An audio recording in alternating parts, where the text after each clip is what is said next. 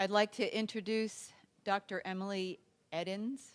She is the Assistant Director for Service Learning in the Office of Leadership and Student Involvement.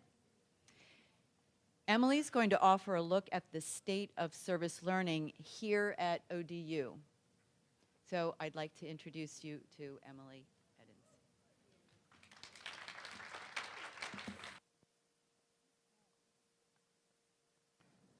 All right, am I on? Good? Okay, so it is my pleasure to be able to talk to you today and have service learning be the theme for the Faculty Institute this year. It was a real shock, and to me, actually one of the first major wins in service learning since I've been here without any direct prodding of my own. So that was really wonderful.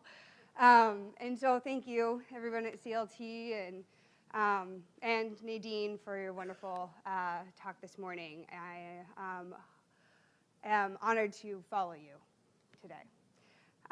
So today, I am going to start with the announcements first. I'm going to give you the juicy stuff first so you can think about it as we go on today and throughout the next couple days over the Institute.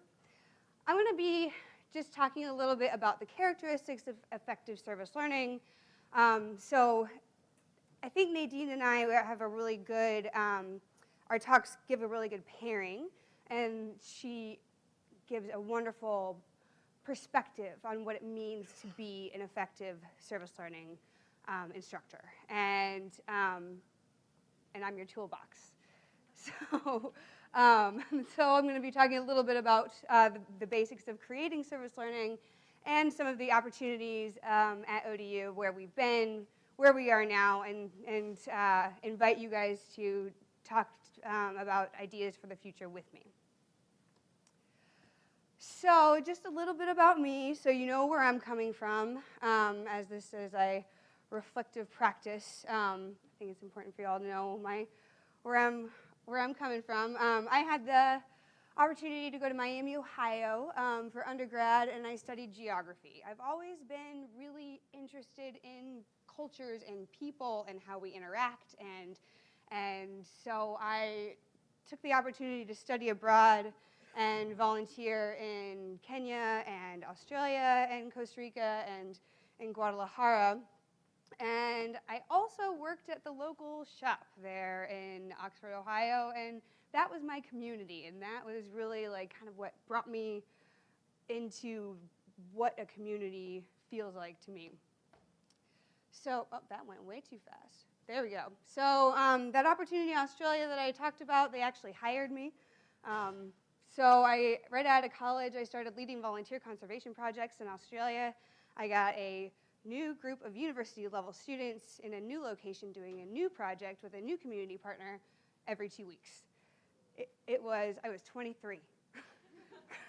It was a crash course in volunteer motivation, group dynamics, community partner relationships, and logistics. And so I thought the experience was so interesting that I decided to study it in graduate school. I went to Colorado State and studied human dimensions of natural resources. Yes, that's an actual office or department.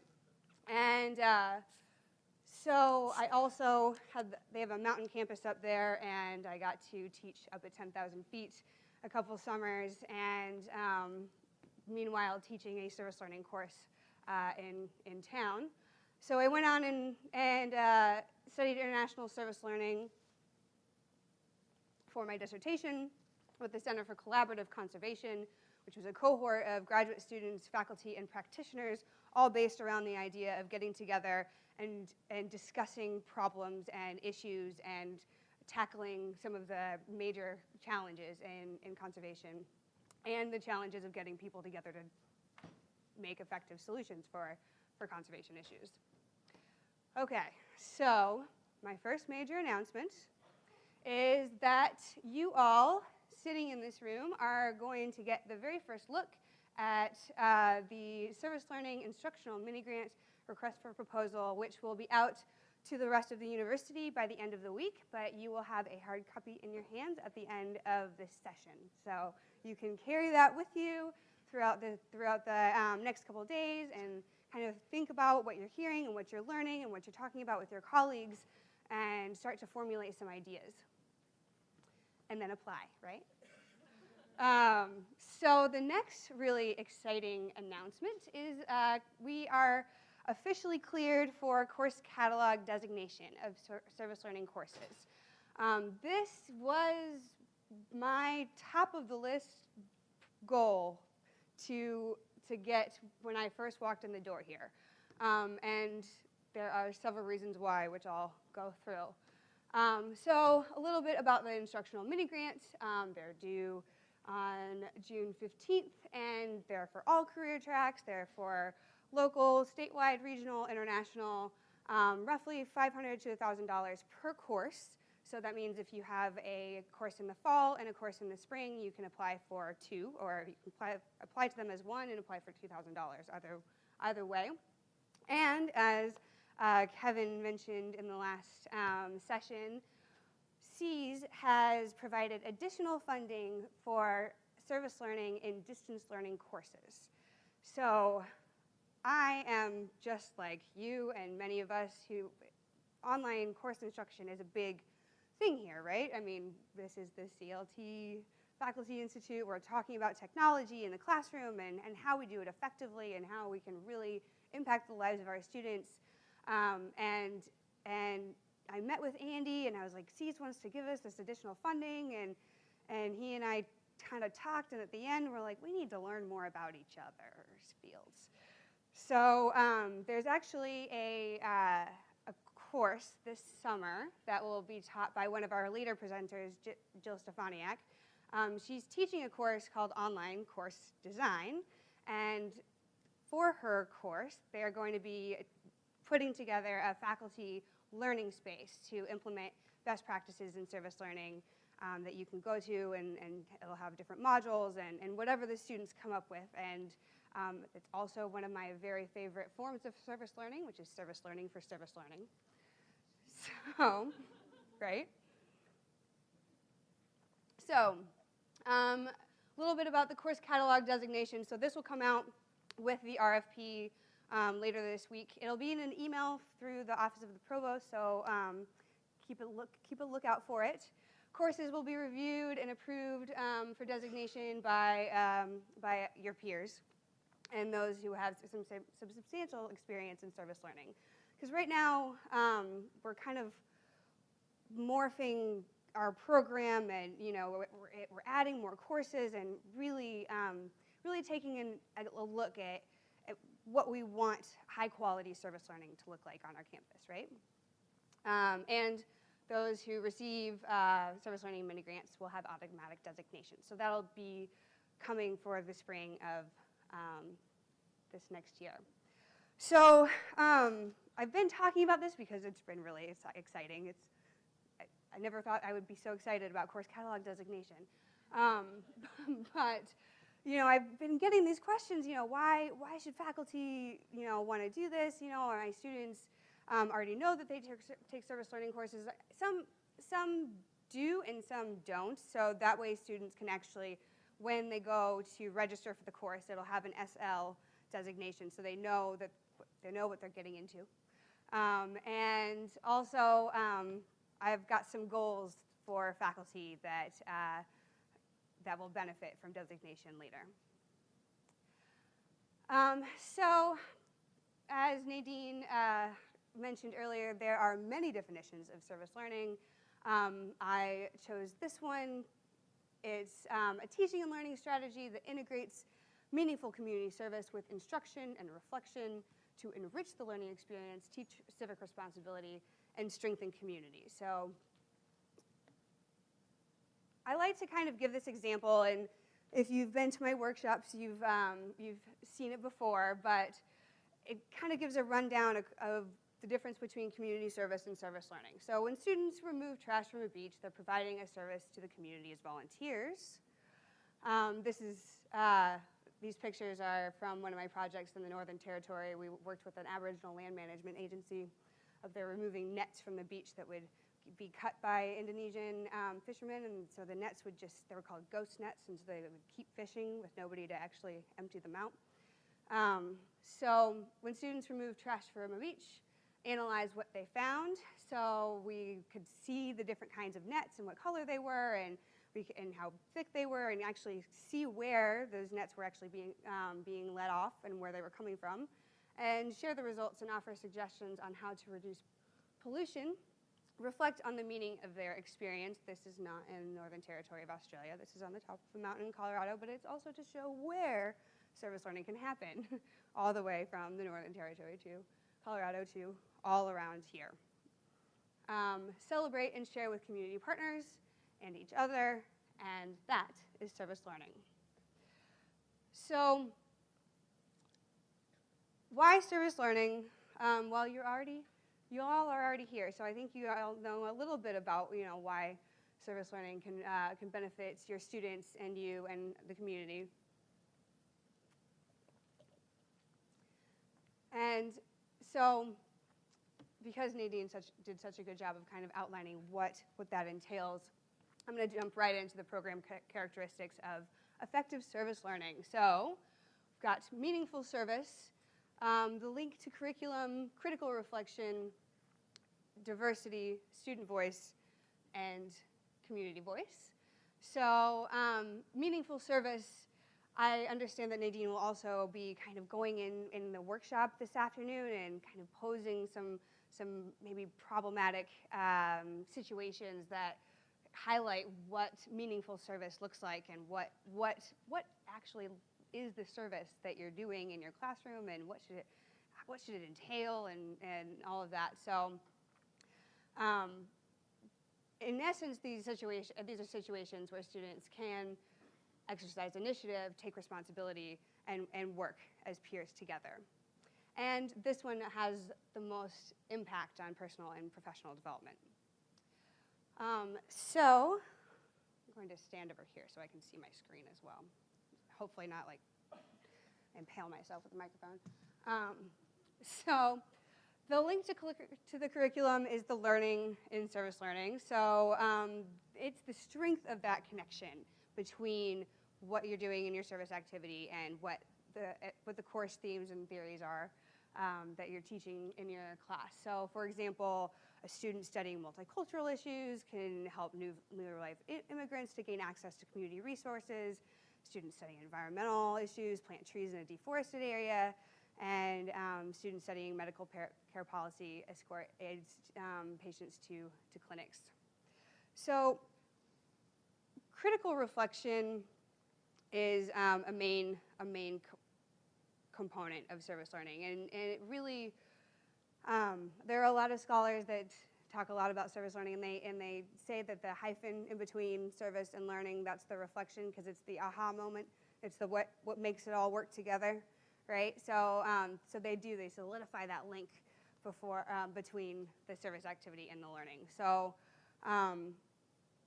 it also affects learning outcomes. So if you're doing the service activity and you're learning the course content and themes, and they're not really making that connection, then the academic learning outcomes are then affected. So if it's done well and you're really taking the time to go integrate ongoing critical reflection into your course, it can be a predictor of all of these following things. Self-esteem and social responsibility is a big one. Openness to new ideas. And we have some results of a student course evaluation in service learning courses here at ODU, just some preliminary results that kind of talk about these things as well. So,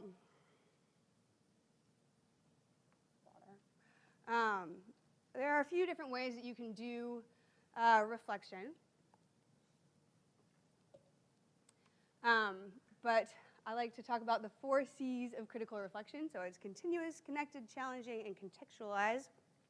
So written reflection is a really good way to have students blog or journal or log what they're going through and their thoughts, and have that record to go back to throughout the course, so they can kind of track their own personal development.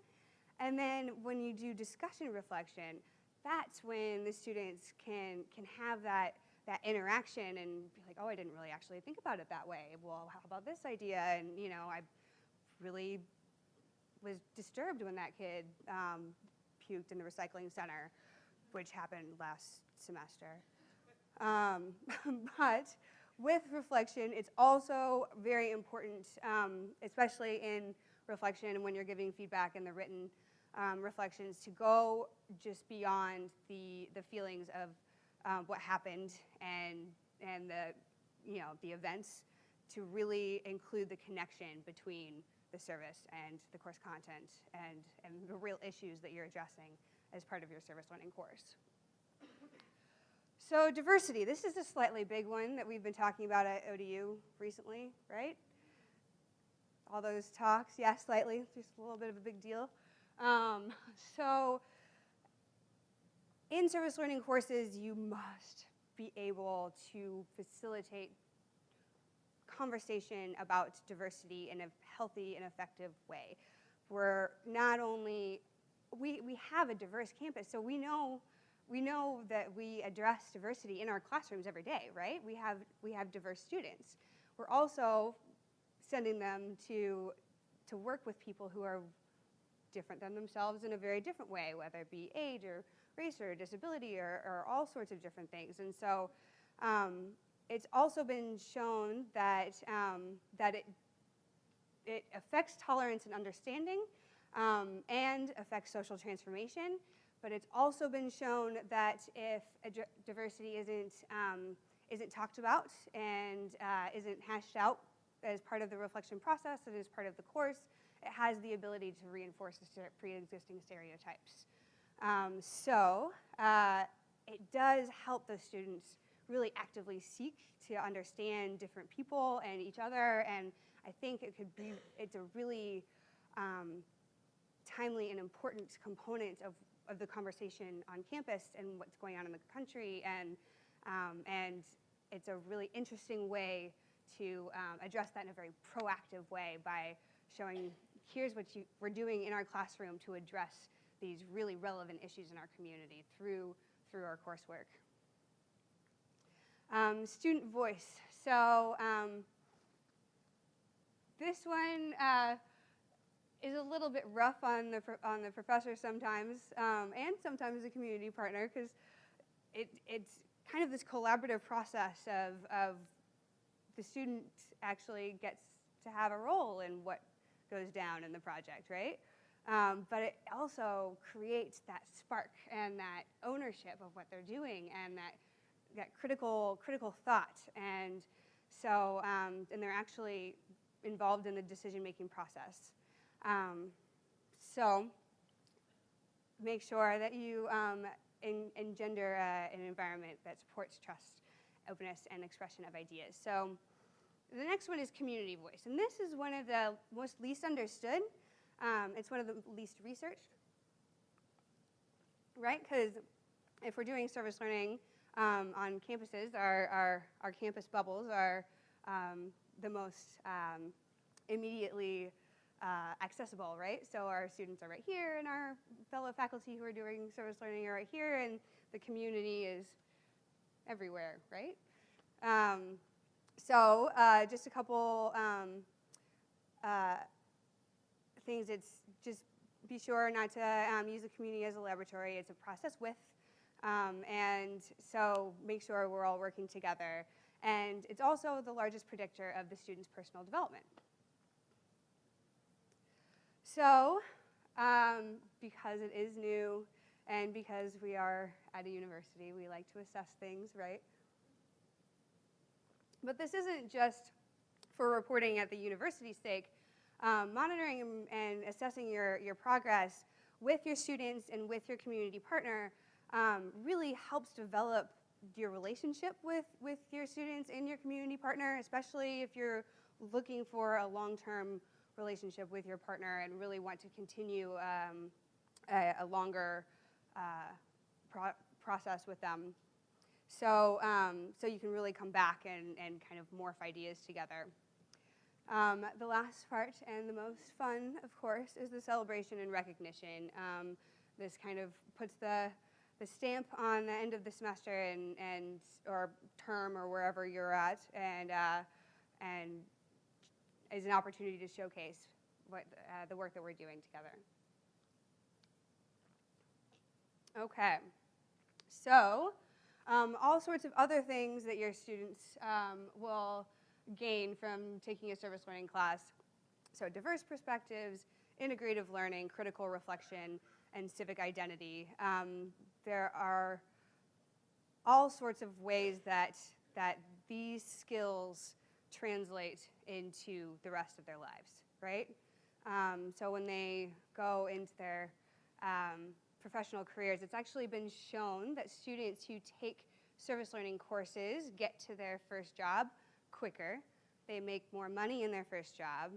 They get to their first raise quicker. And it's actually been shown, particularly in the sciences, that students who take service learning courses in the sciences stay in their major throughout their college career. So creating service learning. So what does it look like? What do I need to do? It takes a little bit of preparation. It takes some real well-defined goals and objectives. Later I'll be handing out a worksheet that you'll be able to kind of go through and assess your own goals and objectives and kind of think about and reflect on your own course theories and themes and have that as a preparation tool when you start to look for community partners and start to talk to people about what service learning in your course would actually look like. Then curriculum development. So making that fluid connection between the course theory and themes.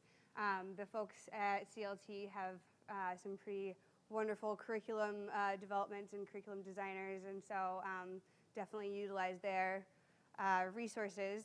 And also careful selection of community partners. Okay, we'll go into that next, but it's really interesting that you don't have to choose a community partner that's necessarily in your field.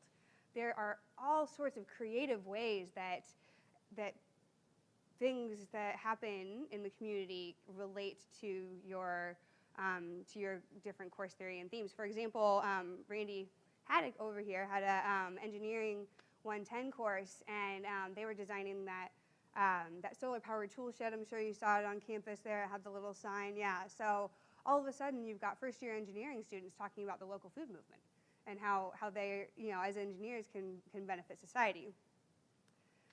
So make sure to recognize potential challenges. Service learning does tend to take a little bit more time sometimes, and we all have busy schedules, and not all community organizations run on the semester schedule, right? Some do, most don't. So that's why it's important to make sure that those goals are really outlined with your community partner in the beginning. Also, partnerships evolve and change. If you think about the relationships in your own life, they go through stages together, right? And so they do tend to change, and so it's important to come back and reassess together. So inefficient and incomplete project work is a big one that also really affects the student's sense of accomplishment and happens actually quite a bit, is particularly in international work when you go somewhere and come back and it's not totally finished. Student partner conflict. So if your student has a conflict with your community partner and at the end of the semester your student is gone and your partnership with that community partner still remains, correct? So so just make sure that that you're aware of that. So, and also continuity between courses and projects. So so if you end up having a project that can traverse different courses, to have a real plan for what that transition is going to look like. So if there's a group project that's going to do the first half first semester and the second half the second semester, have the group in the first semester kind of write out a plan for the second semester to pick back up. So how to avoid pitfalls, develop a clear sense of purpose. We've been talking about developing that plan. Pay attention to power dynamics. A lot of times the nonprofits in the communities are small, and we're this gigantic institution that is very organized and structured and lots and lots and lots of degrees, right? And it can be intimidating sometimes. It also, vice versa, there are some major international organizations in our area, and when I talk to them, I'm just like really excited. You know, I kind of get like how I felt when I was talking to Nadine. I was like, you're kind of a mini celebrity in my head. So capitalizing community assets rather than deficiencies, what works, what's going right, how can we support what's actually, what your strengths are, rather than what's the problem, let's fix it, and communicate and assess together and focus on logistics. So supporting mutually beneficial collaboration, so make sure that the relationships are based on trust and confidence, and yeah, it's just like the relationships you have in your own life. You know, you try hard, and when those relationships are worth it, they really are fruitful and pan out and really can produce some really amazing things. Also, demonstrate personal engagement and investment in the partnership and project success, and be a resource for the students and for your community partners as well. And of course, use me as a resource whenever you want. So just a little bit about the difference between transactional and transformational partnerships. I think Nadine mentioned this a little bit before. The transactional ones are just the one-time projects, which, because we're starting out, those are there. But what we're looking for are those more deep connections where we can really share our knowledge to be part of that whole circle in the last hour that we talked about. So when in doubt, come back to the basics: integration of academic concepts with the service experience, reciprocal relationship building, and engagement of students in ongoing reflection. Okay, so let's talk about what we've got going on in service learning at ODU. So we're going to talk about a little bit about where we were, current happenings, and ideas and plans for the future. So where we were was individual faculty learning about service learning, knowing about it if they took a course when they were younger, and really taking their own initiative to implement service learning in their courses. And there are some really fantastic examples of service learning. When I first came onto campus, I was like, I'm really, really glad that I didn't have to start from real ground up. And there was little coordination at the institutional level. So then they started integrating service learning in the ODU strategic plan drafts, and it started gaining more momentum around the country at different universities, and then the creation of my position. Thanks, ODU. I started in January 2014, so that puts me at like 16 months now, which is why this is like such a big deal that the Summer Faculty Institute is themed on service learning. Anyway. So when I first started, I wanted to kind of create a system for myself so I could keep returning to it. So these 5 dimensions of institutionalizing service learning are kind of accepted upon. They were developed by FERCO, and I think the first time was 1996, and then there have been several iterations throughout. And so we talk about the philosophy and mission, faculty support for an involvement in service learning, student support for an involvement, and community participation and partnerships, and institutional support. So I took all of these things into consideration when I developed my 4 goals for when I first started. So the first one was to enhance recognition, promotion, and understanding of service learning, because there wasn't much coordination at the institutional level before I started.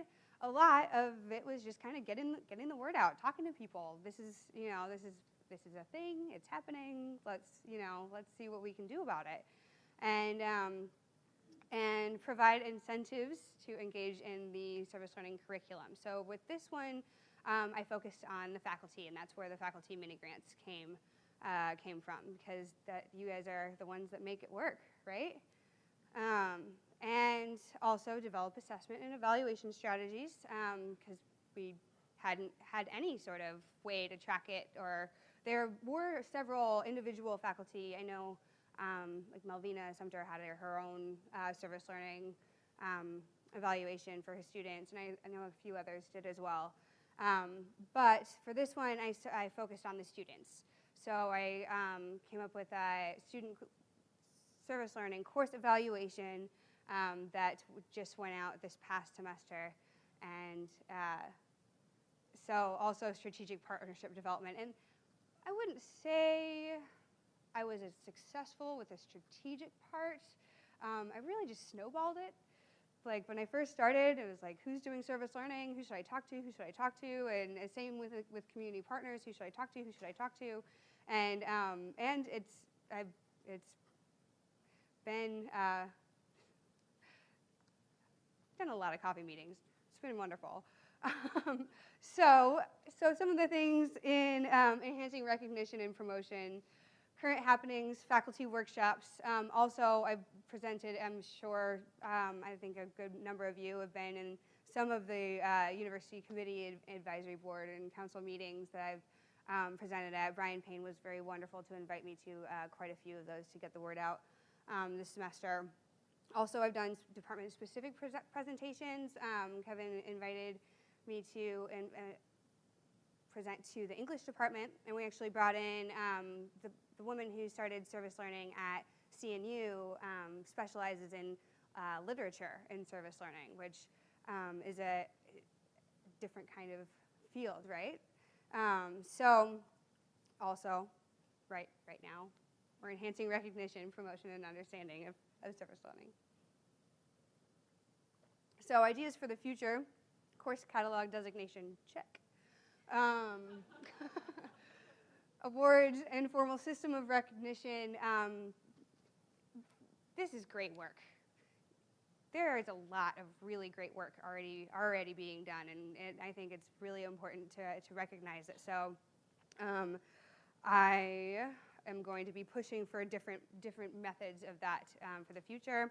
Also sharing, letting people know what's going on, and that also opens up opportunities for more collaboration and building on those ideas through both media publicity and academic publication. There's a doctoral student in Parks, Recreation, and Tourism who is doing her dissertation on service learning at ODU, and I'm sitting on her committee, so we'll have all sorts of great information coming up. And also clear communication and distribution of service learning information for admissions counselors and academic advisors and those folks who really have a direct impact on the lives and directions of our students and their decision-making process throughout their college careers. Because remember, they make more money in their first job, right? And like lots of other benefits. Providing incentives. This is the mini grants. Last spring was the first time that they were implemented. They supported 11 courses, 19 faculty, and over 2,000 students. There were courses of all levels in all sorts of departments, and it was really fun there. I think there were 4 or 5 new ones out of that 11. So there are a lot of faculty in this room who have just started out in service learning, and I'm sure we will be sharing throughout the next couple days. Also, as a result of these incentives, it creates engaged students. I've talked about Randy before, but I remember last semester you you told me that one of the other students that was in another section of the engineering class went up to your students and was like, "Hey, I heard you guys are in the cool class." It's like, yes, they are. And recognition of contributions to the larger community, and visible projects. Although a lot of it is, that interpersonal connection that really makes a difference. So also it contributes to more institutional goals of Carnegie classification and President's higher education, community service honor rolls, and more grants and other funding opportunities, which I failed to mention in the announcements. I have something really amazing brewing, and I really wish that it would be, I would be able to announce it at this point, but it's not quite ready yet, so keep your eyes peeled. There's something big coming. Some of the ideas for the future, this is a goal of mine.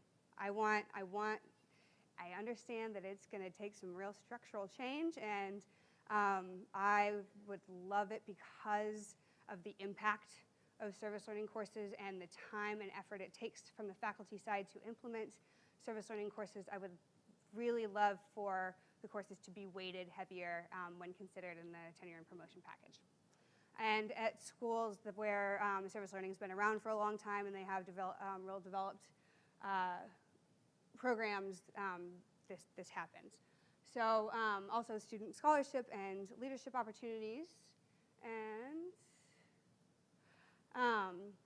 also with course catalog designation, we're talking about certificate programs, and it really just opens up all sorts of opportunities for more formal academic programs in service learning.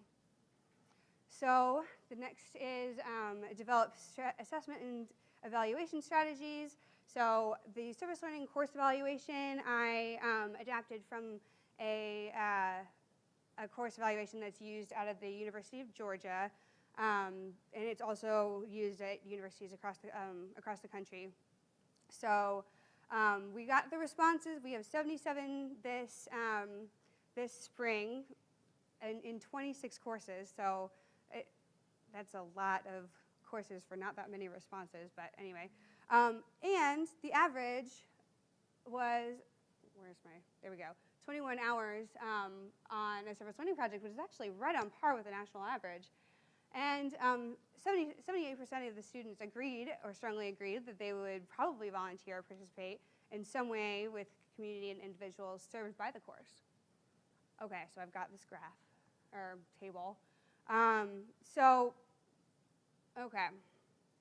Some of the, I think, interesting things in this, and it kind of just shows the complexity of service learning courses and the students' perspective. So there is, where are we? Okay, so help me gain more knowledge about the community with which I worked and the issues that the community faced was 90% strongly agree or disagree. What I think is really interesting are these two. So has made me more willing to engage in dialogue with others and help me reconsider my attitudes and social problems. So at the new administrators and faculty orientation last August, Brian Payne had a slide for service learning that he asked me to put together for him, and he was like, well, you're right here, why don't you come up and present it? And so I did, and he was just talking about how as a new faculty member, if you get lower course evaluations, then there's nowhere to go but up from there. And I was like, well, a great way to do that is to do service learning. Because a lot of times the benefits aren't seen by the students until later when they're in their professional lives and they're really implementing the knowledge and skills that you teach them when they're in the coursework here until they're, when they're there. And they're like, oh, that's what they were talking about. So the next is, so this is all just preliminary frequencies, but I thought I really another really interesting one was 90% strongly agreed that their relationship with their course instructor or teaching assistant was more positive as a result of the service learning component. So it really fosters that relationship with them, and they see that they're getting the benefits from something that's different and new and really integral and a different kind of learning. I thought also that this one was interesting too. So I would have learned more if I spent more time in the classroom instead of doing service work. All of the rest of the numbers are like off the charts of the benefits that they're gaining. So anyway, I think it's just to kind of give you a preliminary picture of how complex it is and how really I'm really looking forward to diving deep into this data and working with the doctoral student to come up with some interesting things. So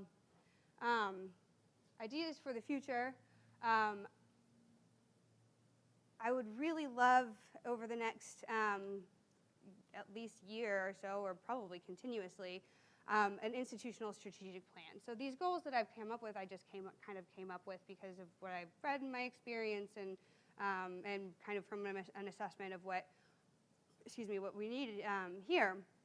And so it would be really nice, especially because it is part of the new strategic plan, to get people together and really talk about what service learning is going to look like at ODU and what it can look like. Also a community partner evaluation tool. I'm putting this together right now. This is also paramount in understanding our direction and what kind of needs the community has and how we're doing, right? And also a faculty evaluation tool and faculty development for evaluation in your own courses. So you can track those changes easily and monitor that progress with your students and with your community partner along the course of the semester. So strategic partnership development, not so strategic, just talking to people, lots of coffee. And so over the last 16 months, I've talked to over 90 faculty, 35 plus organizations, lots and lots and lots of different campus offices. There are at least 8 new service learning courses, and this institute, I hope you take the time to talk to your colleagues, meet new people, and think about service learning in really creative ways. Ideas for the future: regular community partner social events. So what's been happening up to this point is there have been faculty that are like, this is what I'm interested in, and I'm like, well, I know this community organization. Or you're like, Rachel, and she's like, I want to do urban farm production and urban farming, and she goes and meets with like 8 different people, or probably more than that. And so I'm like, that's great, tell me more. And so it really, so these kinds of events, that like the one that's happening at 4:30 today, kind of cut me out of the middle, because you know your field better than I do, and the community organizations know what their goals and plans are better than I do. And so today at 4:30, I hope you guys will all be able to stick around. There are going to be 18 different community organizations that will be here ready to talk to you guys. And there will be a sheet with the list of them and their missions that will come around at the end of my talk. Also, I've been talking to Volunteer Hampton Roads about community partner trainings in service learning, and because if it's new to us, it's also relatively new to them, right? So opportunities for faculty that foster cross-disciplinary collaboration. I'm thinking more social events. Something that I really enjoy about my position is that there is so much opportunity for people to work together in really cool ways. I just love seeing the sparks go off between different faculty who had never met, and they're like, well, I have this kind of project David Metzger, you're kind of the king of that person, right? Yes. I love seeing his sparks go off. It's great. So collaboration with other high-impact practices. And so there are all sorts of other programs and opportunities that for students and for faculty development on campus, learning communities, undergraduate research.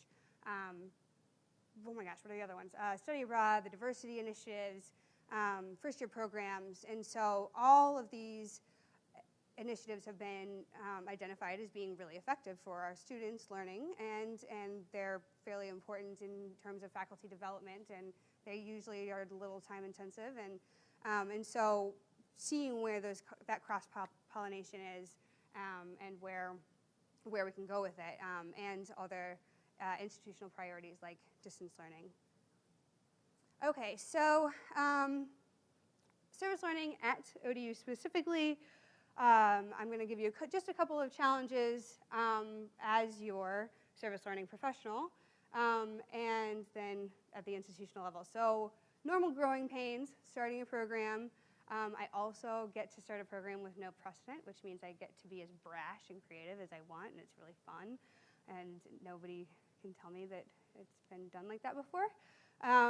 And I really, one of my challenges is treating each faculty member, discipline, and community organization the same way. I strive to do that. I'm not an expert in every field, and so some come more naturally than others. But I kind of flock to the sciences just because that's my background. But I also, I find service learning and engineering fascinating, but I know that the woman who runs the senior capstones for engineering wants to do service learning as part of the senior capstones, and I'm like, I don't even know what that means. That's amazing, but wow, that could be like bionic arms, and I just, and so I strive to divvy my time up equally, I guess. Also, at the institutional level, challenge is we are geographically situated in a gigantic metropolitan area. Strength, we are geographically situated in a gigantic metropolitan area, which means that there are lots of community issues. There are lots of community organizations working on real, relevant, urban, and all sorts of other kinds of issues, and there are also a lot of organizations working, and so how do you choose, and what do you, how do you identify them? And they're not just in this pretty little package. And although the Volunteer Hampton Roads Resource Directory, which will be sold later, is a very nice pretty little package. There's about 160 listed. There are many, many, many more nonprofits in the area than that, but it's a good go-to. Also a challenge is preparing faculty and students to effectively collaborate with and benefit from working with diverse populations. Institutional strength is that we are a diverse population, and we are actively working to better understand what that means for us and how to capitalize on that diversity and that beauty that comes along with diversity, right? So I wanted to kind of take a second here and what do you all see as some of the challenges and opportunities to implementing service learning, either as individual faculty or as a university or from the community side? Time? Yeah. Can you expand? Where are you? Oh.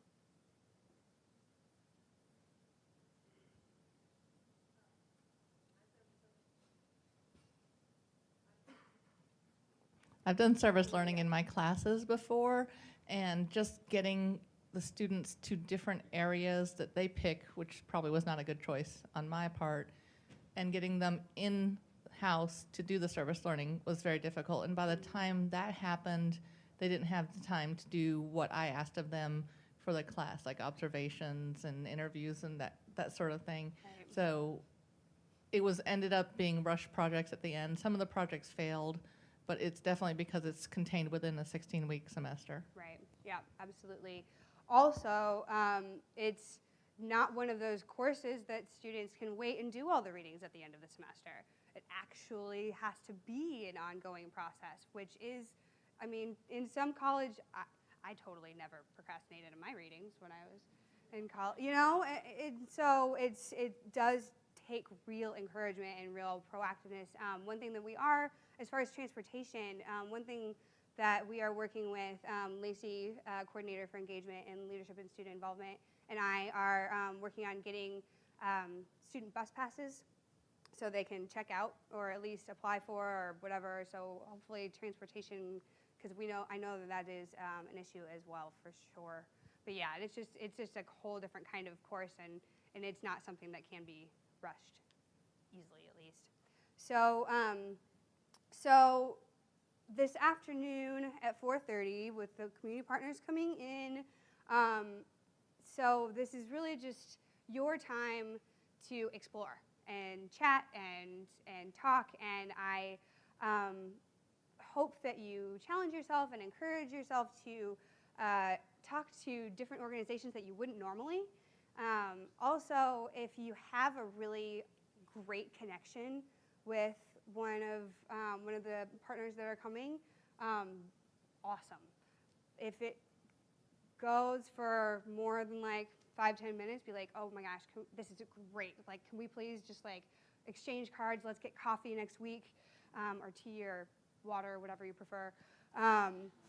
And and let's continue and kind of allow other people to have that kind of conversation as well. So I do have that worksheet that I mentioned earlier that to kind of go through and think about your own assumptions and why you might want to do service learning in your own class. So as we close, I just wanted to leave you with a couple of quotes. One is from the engineering project. He said, I originally, I hope this is cool, Randy. I originally chose this project for 2 academic reasons: to provide the students with experiential learning in engineering construction techniques, and to satisfy a portion of the very definition of engineering. All engineering definitions include the professional goal of benefiting mankind. Depending on your value system, not all engineering work may be considered as beneficial to people. However, the project will certainly benefit many people for years to come. It has also given my students the opportunity to reflect on the question, as an engineer, how will I contribute to society? So Lindsay Usher in Parks, Recreation, and Tourism had a project in Nicaragua. She said, my advice for other faculty would be to emphasize the partnership aspect of your interactions with the communities. As a former Peace Corps volunteer, I can't emphasize enough how unhelpful and short-lived things like handouts are. As long as you look to frame service learning in the context of partnering with communities in order to help them meet their goals and fulfill needs that they've specified, I think it can be a really good and fulfilling experience for both students and communities. And see, they're celebrating over here. There we go. And so a few quotes just from the students. I really loved, this is from the student course evaluation. There was a qualitative question. I really loved having service learning as a focus of the class. It really helped me find my passion in helping people. I really liked how much this class made me learn about how it can relate to a real world and a possible future job. I did not like how confusing the start was and that I had no idea what I was doing. This is not uncommon. So dealing with that ambiguity and flexibility is it's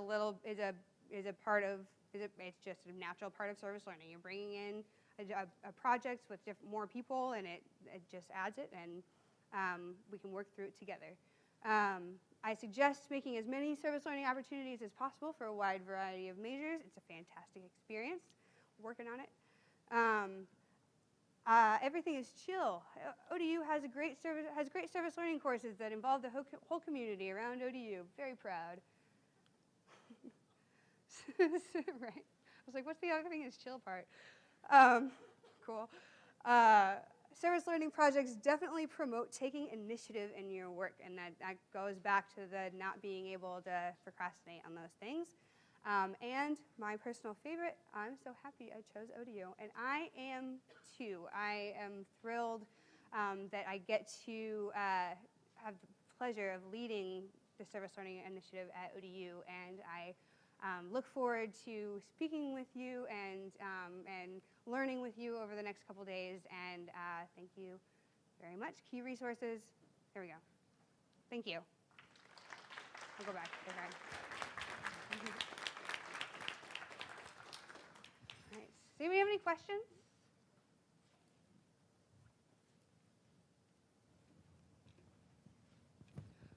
Also, first off, Campus Compact is the national organization it's an affiliation of universities that are dedicated to service learning. We don't, in Virginia, have a Campus Compact chapter, but we do have what's called Virginia Engage, which is the next one down.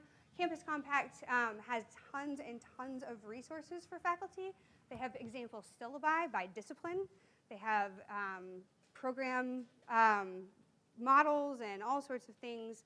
And I have a service learning library in my office, which you are more than welcome to check out a book from. And please use each other and support each other in your service learning endeavors as well. Cool. Well, thank you, Emily. Thank you very much. Yeah. I have this for you. Oh, thank you.